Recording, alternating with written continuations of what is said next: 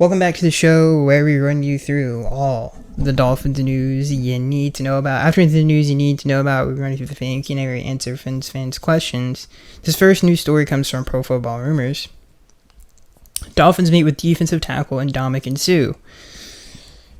Crazy story for a lot of different reasons. One of the weird, I don't know, he was getting paid 19, just to go back to that contract. Suh made $19 million a year when we signed him back in the day, which is a bananas contract when you think about it. It's one of, like, if we did a list of, like, worst offseason moves in Dolphins history, this probably would be in the top 10. We did make a playoff game with him. The defense was never really that great when he was here. I don't even really, that would be a great, and I should have looked it up, how high the defense, like what was the best defense we had when Suh came here. Was it 2015, I think, was when he became a Dolphin? Could have been, no, it had to have been 2015. It was 15.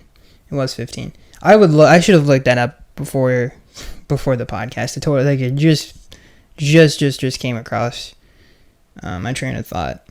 But, I don't really know what he would add. Maybe he could replace Deshaun Hand's minutes. He really doesn't play, though, Hand. He never, honestly, Raekwon Davis and Christian Wilkins and Sealer don't leave the field pretty much ever in the game. Like, especially in these big games lately. I rarely ever see Hand out there. Now, that could be, if we add Suh, maybe they feel more comfortable doing that. I don't know where Suh is at this point in his career.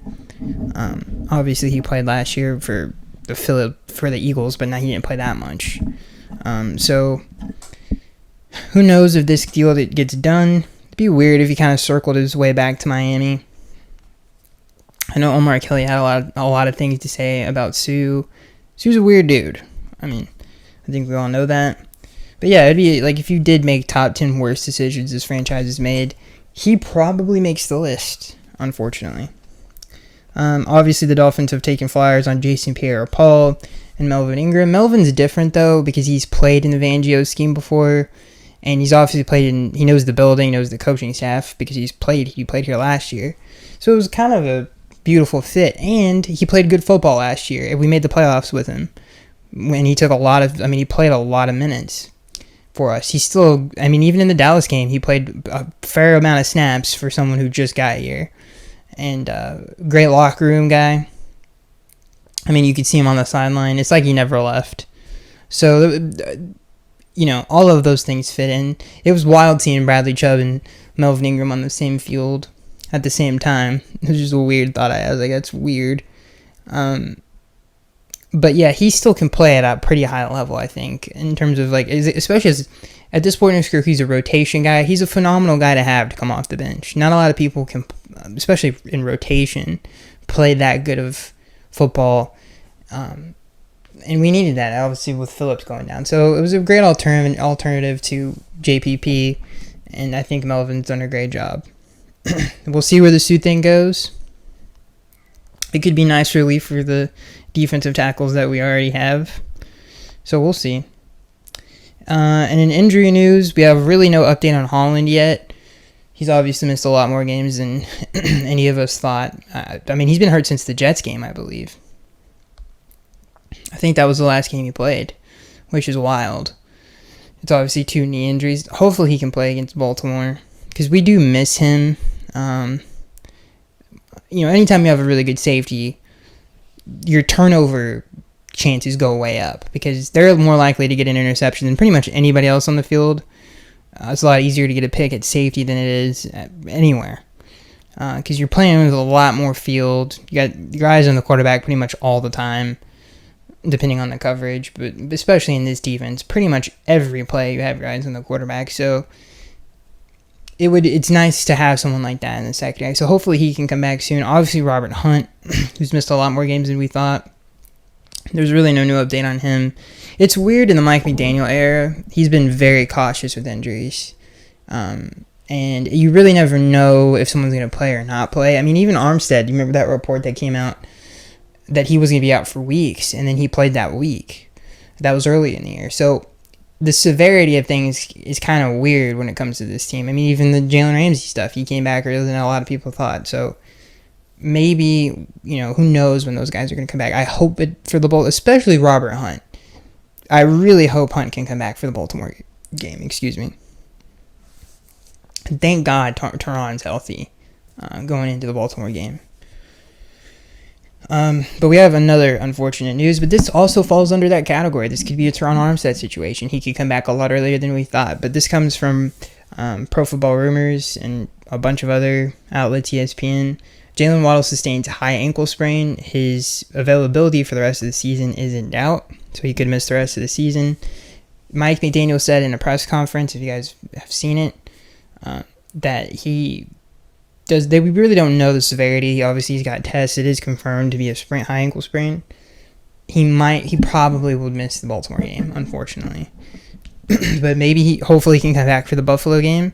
And maybe it's not even that bad. Again, it could fall under the Armstead thing. Maybe it's not as bad as we think. He didn't look great when he was limping to the locker room. I think that was all of, especially since we had to get points on the last drive and simultaneously had to take the rest of the game with us, really. But we'll talk about that here in a second. But Waddle obviously was big in this game, and hopefully we can get him back for these last two games of the season. That's really it for the news. There's nothing else too crazy to talk about.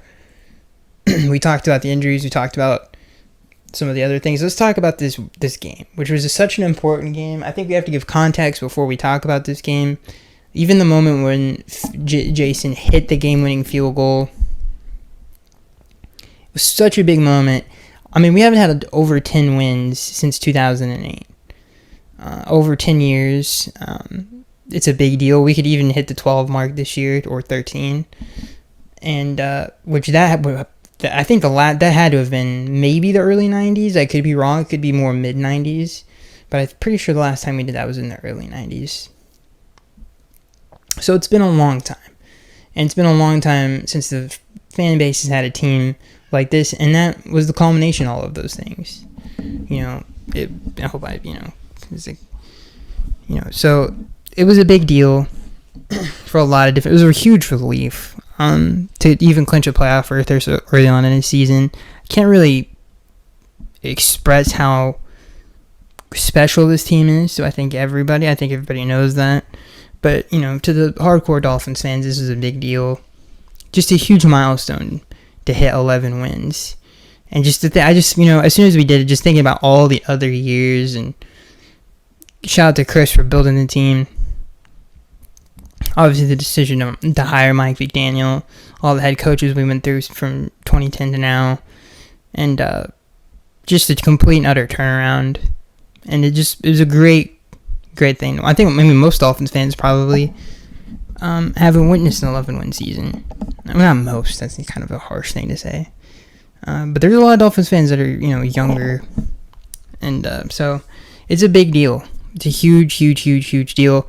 And to have the opportunity to get the 1 seed in the AFC it's just great to be blessed to watch the team and even have an opportunity to achieve something like that.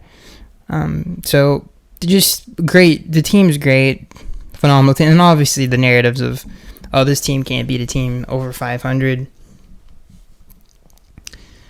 which was a ridiculous statement to begin with. I mean, there was a lot of things that happened in those games that other teams would have gotten passes for. And granted, we're who we are, so we have to prove that, which is fine. But that was also a nice thing to kind of overcome. And it was nice to get that victory like that at home in front of the crowd, especially after the Tennessee game. So, getting into the stats, there's so many stats that I could go on and on and on and on about with how great this team is. And I think the most eye-opening thing, and we'll start with the defensive side of the football. The most eye-opening stat in this game, there's two, really. I think the first one is the Dolphins. By the way, this Cowboys offensive line is very good. They have a very good run game. They have a very good play-action game as well. 12 carries, 38 yards, and average just almost 2 yards a carry, but he got the 3. Tony Pollard. Their second leading rusher was Dak, who had 5 carries for 25. That's a huge accomplishment against a run-heavy team. And by the way, we started off pretty slow in this game. So they tried to run the football. In total, they ran 14, 15, 16, 17, 18, 19, 20 times for not even 50 yards. And if you don't count the Dak rushing yards, which those aren't real rush attempts. So that's a lot of attempts with not a whole lot of yards. I mean, some of their best runs were, some of the run sweeps and stuff of that nature. But again, just shows you like how good the front seven is. It's not just a great pass rushing unit, but it's a really, really good run defense. Really stout front against the run. And I was thinking about how good Raekwon Davis has been playing as well. He played great in this game. And, watching Sealer and Christian play makes me depressed because I really don't want to lose Christian Wilkins in the offseason. He's honestly one of the most important players on the team. He's definitely a top 3 most important player on the team. We can't lose him. So he's got to be number one, in my opinion, the number one priority in the offseason. And, I forget, Tua has to be signed to a long-term deal as well. So it's going to be a really interesting offseason to sustain the success moving forward. I trust Chris. He's done a great job of managing the cap, but it would be a huge loss to the franchise and to the team and to the fan base, obviously, to lose a player. He's such a good player. And by the way, Christian's going to have his prime, at least 3 more years of this. Sealer, who knows, but for sure Christian's going to continue to go at this level. So every week he just shows up. You never not notice him in a game. And honestly, it's been like this for the last 2 years. I think this is his best season of his career, obviously. And he can play defensive end as well. He's done that a lot this year at high level, especially in a 3-4. But he's a great player. And again, I hope they can keep me thinking about Van Ginkel as well. It's I think we set a franchise record for sacks in a season. I would love to keep them together. It's gonna be difficult to do that, and Van Ginkel probably won't be a Dolphin next year, unfortunately. But it's just such a fun team to watch. I just hope they can keep at least the pillars together. And again, you can't say enough about what Vic's done. Another phenomenal stat in this game. CeeDee Lamb, who had a great game early on in the first quarter, who did nothing the rest of the game.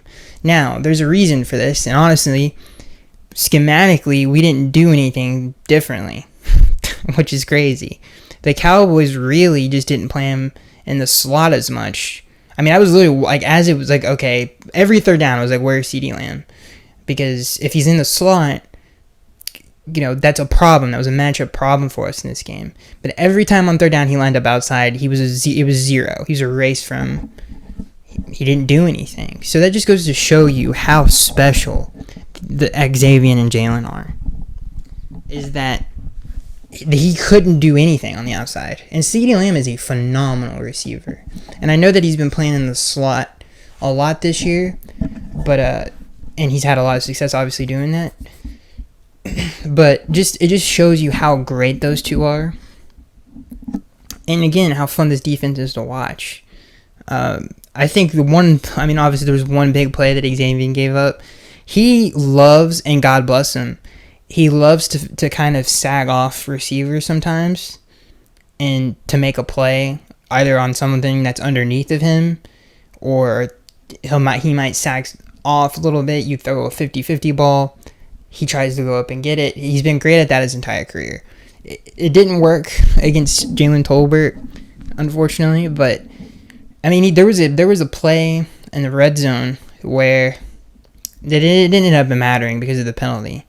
But if it was he peels off of his guy in the flat to cover a back corner out, and then Dak had to throw it away. So it works most of the time, and sometimes you kind of get burned for doing it. but it's still like he still is a great player, and I think that goes to show you how great of a player that he is. It's just to erase a player of that caliber just because he moved to another blade of grass. It just shows you how great those two are.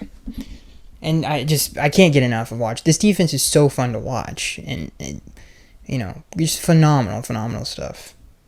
Now you could say that the Dolphins should have moved their corners, either that or shadowed CeeDee Lamb. But when you think about what ended up happening, it kind of worked out in a pretty cool way. It's like, yeah, but it worked out. Like, it's still, the game plan actually worked in a funny way. But yeah, I mean, just great game plan. Front has just been killing it. I feel like, again, this defense has gotten better, and you could tell how they play the game. Like, they just play more free, and it's a completely different look from this game to when we first started the year. I mean, we're top 5 in run defense, and you wouldn't have thought that after week 1. And that just goes to show you how good the coaching is. It's just phenomenal. I mean, Vic gets everybody ready. His scheme is awesome. You never get the same look. The front is great. He always gets the most out of his front seven. Every defense he's ever coached. And it shows. So just a fun defense to watch. The fact that we limited the run game the way that we did was great. I mean, honestly, even the play that Bradley Chubb's another player who's been playing way. This is the best. This is like peak Bradley Chubb right now. The play that they made in the red zone to Brandon Cook. I mean, they probably make that play one time out of 20. To be honest with you, it was.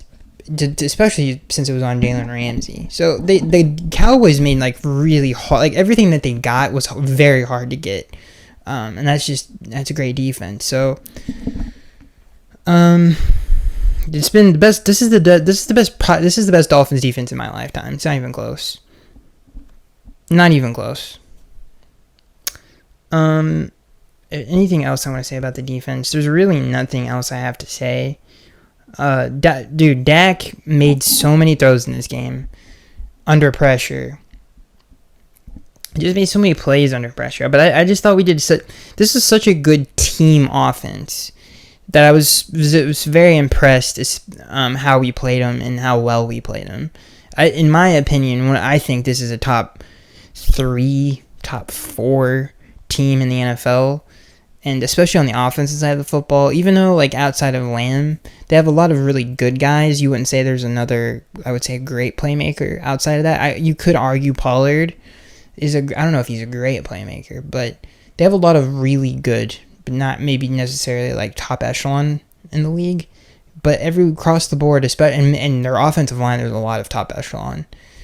But Blake Ferguson's a great tight end. I just thought they did a great job of confusing Dak, and that's a great. That's Vic Fangio. So let's get into the offensive side of the football. I don't even know where to begin. First of all, I honestly believe that this game, if it wasn't for a few plays that were missed, and you could say, really, the only thing Cowboys fans could say is like, okay, if we don't fumble. But I guess you could say that, but I feel like we missed more opportunities than they did, and we still won the game. Obviously, the Tyreek Hill drop, Tua missed an out route to Lamb and Devon Achane in this game because of pressure, which you can say about Dak too. I mean, it was kind of a back and forth. It was just two great defenses making plays, but and especially with the Cowboys, they have such good, especially on out routes, they have such a good playmaking ability. You could kind of sense that Tua was being a little bit overly careful with that, because he doesn't. I've never seen him miss throws like that, especially the same throw in the same game. Yeah, that was really. I mean, there was a few missed opportunities like that. I know obviously we had to settle for a field goal, a lot of field goals in this game. Shout out to Jason Sanders, who has had a rough go of it, or lately. But as of late, he's been pretty good. So there was some missed opportunities. I was very impressed of how great our receivers played against great corners. Like Bland and Gilmore, I feel like they dominated their matchups pretty much the entire game. They couldn't stop us. If we got time, they couldn't stop us, and I was very impressed with the offensive line. To do that against a great defense I haven't seen. I mean, it was just really good football. Great game plan. I didn't love the outside runs on 3rd and short, and that's something that that we've talked about a lot, is that we get way too complicated sometimes on 3rd and short, and that has something to do with Mike's belief in the offensive line, but that changed as the game went on, especially when we needed those 2 yards on 3rd and 2, 3rd and half a yard. We got them up the middle, so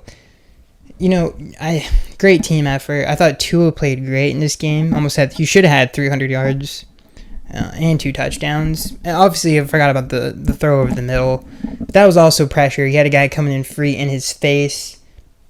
It is what it is. Not a lot of people would even get close to making that throw. I thought Tua had a phenomenal game in this game. I really did. And it goes in, every time I watch Tua, I just think, like, God, dude, just the amount of years we had to deal with bad quarterback play. And just some of the throws he made in this game. I thought the throw to Tyreek Hill that he dropped was a great read and a great throw. Especially, they're blitzing him, and he's in his own end zone. And it's the Dallas Cowboys front, which is a very good front. And he stood in there and I thought made a great throw. And then the next throw to Jalen Waddle, which was a great throw. And the throw that he had last week against the Jets, I honestly don't know how you can watch Brock Purdy and then watch Tua play. The stuff that they say about Tua with like the screens and the weak arm, in my opinion at least, have been proven to be fiction. And his yards per attempt, I think, is real. If you watch Purdy play, like, it's not even close. Like, that's the guy that you guys are talking, not to hate on Brock Purdy, but I'm just saying, like, you wouldn't, like, that's legitimate criticism.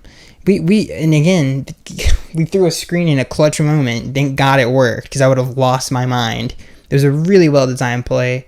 Obviously, Mike drew that play up if we got that certain look, and we ran into perfection. Shout out to Mike for 2 awesome play calls, especially the one to Raheem Mostert. It was a beautiful design. Honestly, the one where we had to throw it away, DeMarcus Lawrence apparently can see the future because he just knocked Jalen Waddle down. That was a really cool play design that should have worked on 3rd and goal, but I guess DeMarcus Lawrence can see the future because he completely ruined that play by knocking Waddle to the ground. And then the last play to win the game, to Reek on the screen. Beautiful design and great play. So, I mean, all around, just a phenomenal team effort. They beat a really good football team at home. Great bounce back from the Tennessee game. A lot of Dolphins teams would have folded, and this team didn't. And, this is a great team. We're blessed to watch them. It was a great Christmas gift to win a game like that.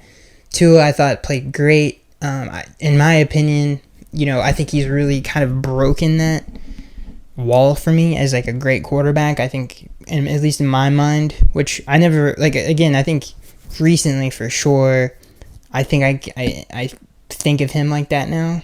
It took a while to get there, but I think I'm there with that now. It just sounded so stupid. But yeah, I think when I watch him, I'm like, he's a really good quarterback. His vision's great. His arm talent is underrated. Especially when I was watching the Niners today. I was like, geez Louise, man. We honestly run 2 different offense. Like, obviously Mike came from San Francisco, but the way we run it is completely different from the way the Niners do it. Because I think Tua just is more...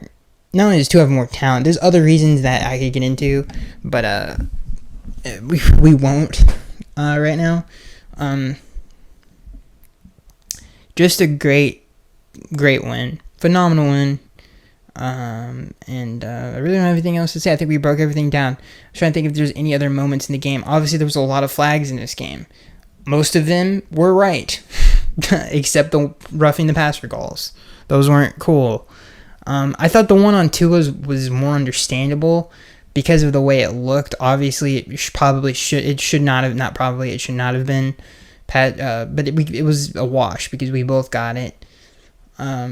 I was really impressed with the defense, really impressed with Tua. I was really impressed by how well the receivers played, really impressed by the game plan and the attention to detail to playing a defense like that, to take advantage of looks that they gave Tua on some of those play calls. And again, I can't wait to watch the HBO episode of this game. It's going to be really cool. Big moment for Dolphins fans around the world. Again, just to hit 11 wins is a big deal. I'm probably going to lose it if we win the division. To even have the opportunity to do that next week it's just a great feeling. So just a great week for Dolphins football for a lot of reasons. It was great to see Tua play that well against a great team. And again, if Tyreek Hill comes down with that ball, he's well over 300. He just played such a good game. So that's it, ladies and gentlemen. Hope you guys enjoyed. Hope you had a Merry Christmas. And hopefully we're talking about great stuff next week. This season has been awesome. It's been great. This team is so fun. And you just got to enjoy it because we haven't seen something like this in forever. It feels like. And I just hope, like I said, we can keep most of them together because they're just such a good team on every level of the team. Other than, we won't get into, even the offensive line, honestly, has played good football. And then it's a testament to Mike and what he does as a coach. And Tua, too. People don't take that. Like, there's a lot of quarterbacks that would play in this offensive line that couldn't do what Tua is doing because his vision is so great and his anticipation is so great. A lot of quarterbacks that would play in this offensive line would have way less success because they take longer to process coverages. So that's another thing Tua brings to the table. So it's great to watch on Sunday. So that's it, guys. I'll see you guys in the next one. Oh, and I forgot to say this. Shout out to Jeff Wilson for finishing the game off. Give Jeff Wilson a lot of hate. He got us those last few yards, and God bless him for it. He was hard running, and that's it. I couldn't leave the video without saying something about Jeff Wilson, so that's it. Hope you guys enjoy. And Deshaun Elliott's tackle. How could I forget? So that's it. Hope you guys enjoyed, and see you guys in the next one.